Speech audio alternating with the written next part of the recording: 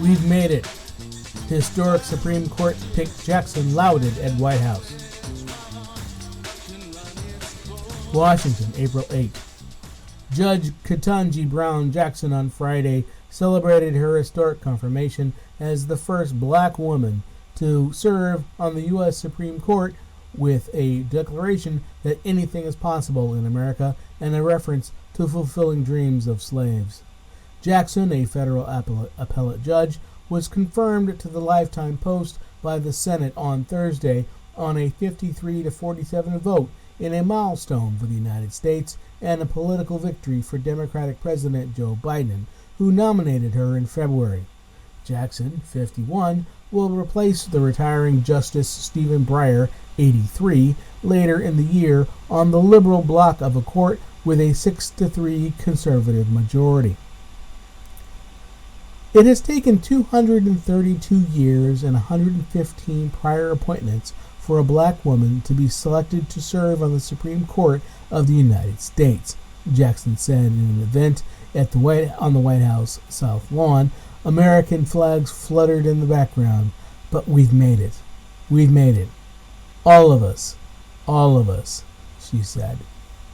Biden pledged as a presidential candidate to nominate a black woman to the Supreme Court if given the chance. We're going to look back and see this as a moment of real change in American history, Biden said, with Jackson and Vice President Kamala Harris, the first black and Asian American woman to hold that job, flanking him at the podium. Black women are of top Democrats becoming infected. Given a standing ovation by the audience, Jackson thanked Biden and vowed to rule independently as a justice without fear or favor while aiming to uphold the rule of law. Jackson is due to replace Breyer after he departs at the end of the court's current term, usually in late June. All but 3 of the 150 justices who have served on the High Court have been white, with 2 black members, including current Justice Clarence Thomas and 1 Hispanic, current Justice Sonia Sotomayor. Biden said he knew that in his Supreme Court nomination would face a painful and difficult confirmation. What Judge Jackson was put through was well beyond that. There was verbal abuse, the anger, the constant interruptions, the most vile, baseless assertions and accusations. In the face of it all, Judge Jackson showed the incredible character and integrity she possesses. Poise, Biden said. During her March confirmation hearings, some Republican senators pursued hostile lines of questioning, including accusing her of being too lenient as a trial judge in sentencing child pornography offenders. Jackson said she had received notes of support, including from children. And our children are telling me that they see now more than ever that here in America anything is possible, Jackson said. Biden has been suffering in opinion polls with high inflation and Russia's invasion of Ukraine pushing geopolitical concerns to the fore. Jackson's confirmation could be a needed jolt to excite black voters and other left-leaning. The decision to hold the event outdoors came after President Donald Trump's 2020 nomination ceremony for his Supreme Court appointee Amy Coney Barrett turned into a COVID-19 superspreader event, affecting many top Republicans who attended. During his 4 years in office, Trump was able to appoint 3 justices, who together moved the court rightward.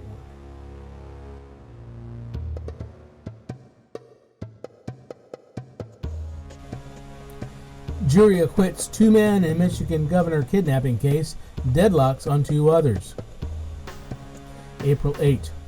A federal jury on Friday acquitted 2 men of conspiring to kidnap Michigan Governor Gretchen Whitmer in 2020, and the judge overseeing the case declared a mistrial for 2 other men after jurors could not come to a verdict for them. The men were charged in a plot prosecutors say had been inspired by their fierce opposition to pandemic-related restrictions that Whitmer's office imposed, and faced charges including conspiracy to kidnap and use a weapon of mass destruction. The prosecution, who said the men belonged to self-styled militia groups, accused them of planning to break into Whitmer's vacation home, spirit her away, and put her on trial for treason.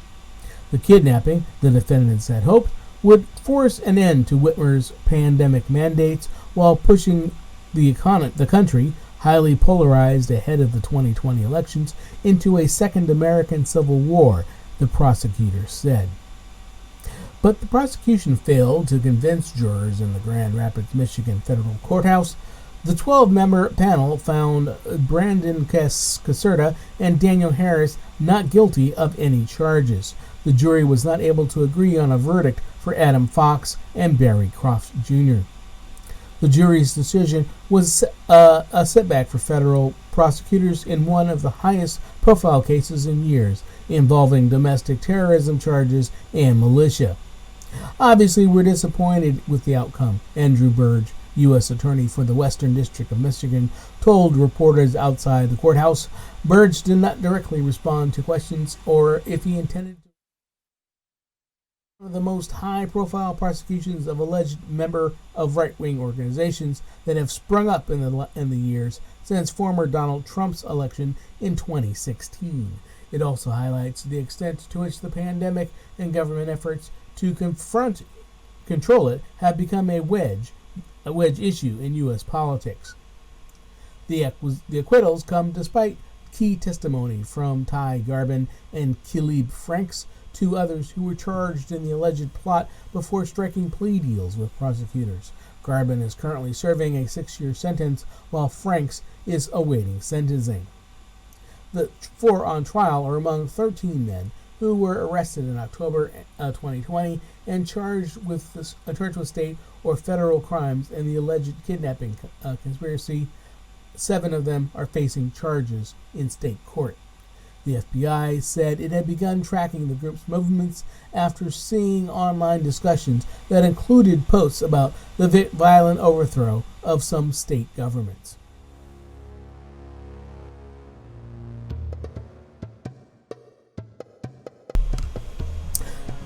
Zielinski braces for hard battle. Kyiv, April 9. Ukraine is ready for a tough battle with Russian forces amassing in the east of the country, President Volodymyr Zelensky said on Saturday, and British Prime Minister Boris Johnson offered fresh financial and military support during a surprise visit. At a meeting in Kyiv, Johnson told Zelensky that Britain would provide armored vehicles and anti-ship missile systems, along with additional support for World Bank loans. Britain also will continue to ratchet up its sanctions on Russia and move away from using Russian hydrocarbons, he said. The support aims to ensure that Ukraine can never be bullied again. On Friday, officials said more than 50 people were killed in a missile strike on a train station in a city of Kramatorsk in the Donetsk region, where thousands of people had gathered to evacuate. Russia's invasion, which began on February 24th, has forced around a quarter of the population of 44 million to leave their homes, turned cities into rubble, and killed or injured thousands. The civilian casualties have triggered a wave of international condemnation, in particular over deaths in the town of Bucha, a town to the northwest of Kyiv that until last week was occupied by Russian forces. We will never forget everything we saw here. This will stay with us for our whole lives, said Bodan Zubchuk, a community policeman in the town, describing his life before and after the war. Russia has denied targeting civilians in what it calls a special operation to demilitarize and denazify its southern neighbor. Ukraine and Western nations have dismissed this as a baseless pretext for war.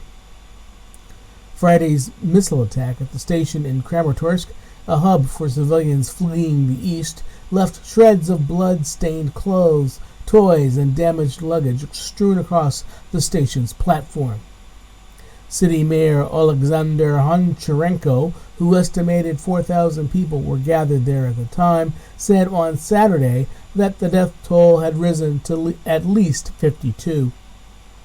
He said he expected just 50,000 to 60,000 of Kramatorsk's population of 220,000 to remain as people flee the violence. Russia has denied responsibility, saying the missiles used in the attack were only used by Ukraine's military. The Nehammer visited Ukraine a day after European Commission President Ursula von der Leyen. The EU on Friday adopted new sanctions against Russia, including bans on the import of coal, wood, chemicals, and other products. Oil and gas imports from Russia so far remain untouched. Zielinski urged the West to do more. It's time to impose a complete embargo on Russian energy resources. They should increase the amount of weapons being supported to the people of Ukraine, he said during his meeting with Johnson. The visits by foreign leaders were a sign that Kyiv was returning to some degree of normality after the Russian retreat. Some residents have begun to return to the capital, with cafes and restaurants reopening, and Italy said it plans to reopen its embassy in the city later this month.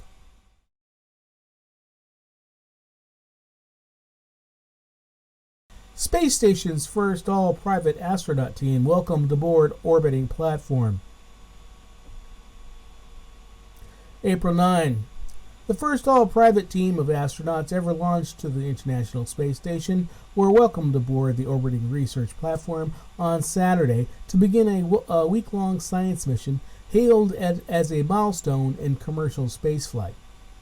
Their arrival came about 21 hours after the four-man team representing Houston-based startup company Axiom Space Incorporated lifted off on Friday from NASA's Kennedy Space Center, riding atop a SpaceX-launched Falcon 9 rocket. The Crew Dragon capsule lofted into orbit by the rocket, docked with the ISS at about 8:30 a.m. EDT on Saturday, as the two space vehicles were flying roughly 250 miles above the central Atlantic Ocean. A live webcast of the coupling from the National Aeronautics and Space Administration showed. The final approach was delayed for about 45 minutes by a technical glitch, with a video feed used to monitor the capsule's rendezvous with the ISS, but it otherwise proceeded smoothly. The multinational Axiom team, planning to spend 8 days in orbit, was led by retired Spanish-born NASA astronaut Michael Lopez Alegria, 63, the company's vice president for business development. His second in command was Larry Connor, a real estate and technology entrepreneur and aerobatics aviator from Ohio, designated as the mission pilot. Connor is in his 70s, but the company did not provide his precise age. Into the space station, warmly greeted with hugs and handshakes by the ISS crew. Lopez Alegria later pinned astronaut wings onto the uniforms of the three spaceflight rookies of his Axiom team, Connor, Steve, and Patty, during a brief welcoming ceremony. Steve is now the second Israeli to fly into space after Ilan Ramon, who perished with 6 NASA crewmen in the 2003 Space Shuttle Columbia disaster.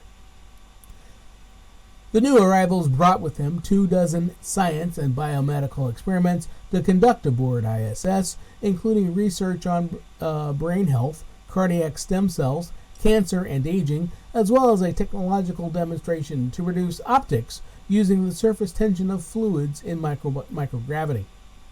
The mission, a collaboration among Axiom, Elon Musk's rocket company SpaceX, and NASA, has been touted by all three as a major step in the expansion of space-based commercial activities, collectively referred to by insiders as the Low Earth Orbit Economy, or LEO economy for short.